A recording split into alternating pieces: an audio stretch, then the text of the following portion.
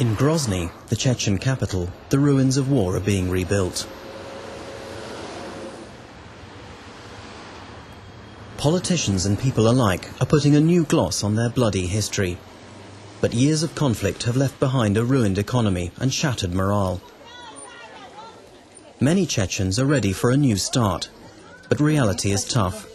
2/3 of people unemployed, little decent housing, and the heavy weight of tradition holding back innovation. Но правда сейчас молодежь вся прогрессивная у нас, придерживается европейского. To be honest, the young people want the modern styles. They follow the European trends. But there is still the old Muslim style too, covering up the legs, arms and shoulders. Есть такая одежда тоже. Фасон же можно любой сделать при желании. SHUMISAT is a dressmaker by trade. Until 6 months ago, she was surviving on state handouts. But things are changing. She's getting up to date with the latest European trends, and she's managing to make a go of her business. Her income has gone up 5-fold. I cannot renovate my house. The roof is leaking. It happened again yesterday, and a lot of water came in. But when my child says, "Mum, give me money to buy an ice cream," at least I can give him that, even though it's peanuts. I don't have to deny my children what they want anymore. Any mother would understand how I feel. But it's not all good news. Although reconstruction is underway in Grozny, it's a long, slow process. Lack of funding, a serpentine bureaucracy, and endless delays mean that the poorest people have to wait at the end of the line.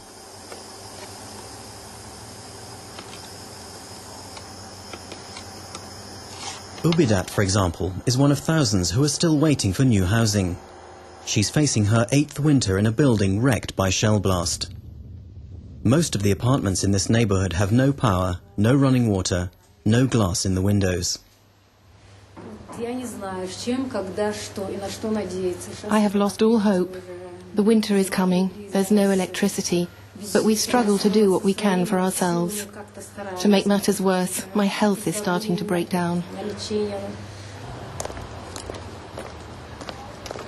The war has left psychological as well as physical scars. No one knows exactly how many died in the conflict, and the survivors are ill-equipped to cope, struggling with a sense of loss and low morale.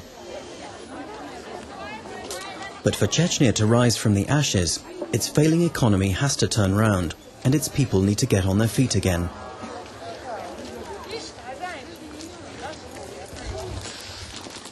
There's a lot of people, they still suffer actually psychologically because of the conflict. There is a lot of depressions. People have a lot lost confidence in themselves, and since they are vulnerable people, they are not very risk prone. So a lot of them are afraid that to take to start a small business or to take some equipment, because they are afraid to fail. And we would like to also help them to find the positive attitude and the hope again. And some people are taking up that challenge. They're getting help in the form of small grants and equipment from the International Committee of the Red Cross, one of the few international organizations working in Chechnya.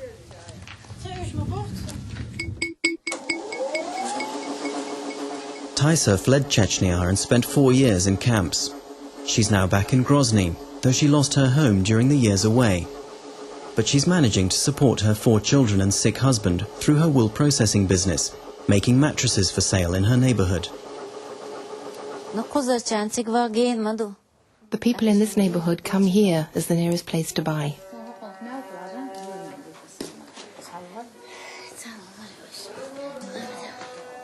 TAIZA's initiative is paying off. It's cold in the winter, and my husband likes to sleep on a nice warm mattress. Satisfied customers are building TAIZA's profits and improving her quality of life.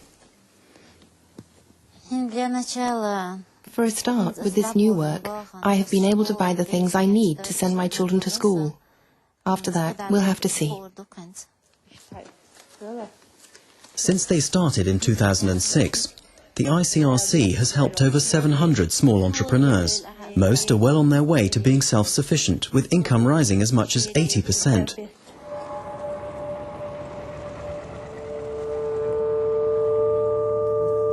Although the security situation has much improved, the military patrols are a constant reminder of past violence. Ghosts of the past have not been laid to rest. For the families of people who went missing during the conflict, it's particularly hard to move on. Zinaida's son Loma disappeared in 2002 during riots in their village of Staraya Tagi near Grozny. She hasn't heard from him since. Sometimes it's some financial problems, because in many cases the missing person is the only breadwinner in the family. But as I mentioned before, most of all they suffer from the problem of uncertainty.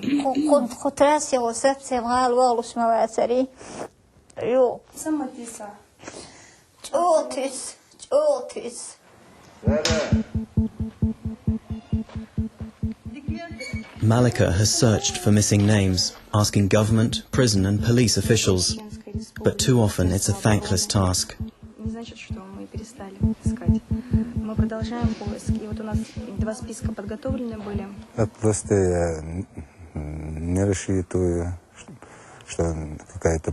I don't expect any kind of support, because if there was a real authority, and if law and order was respected, we would have known his whereabouts after he was stopped at the checkpoint.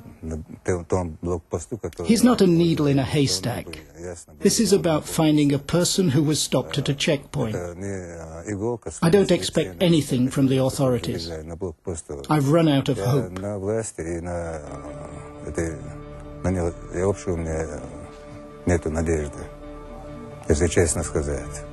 Until the family know what happened to this little boy's father, making a new start will be tough.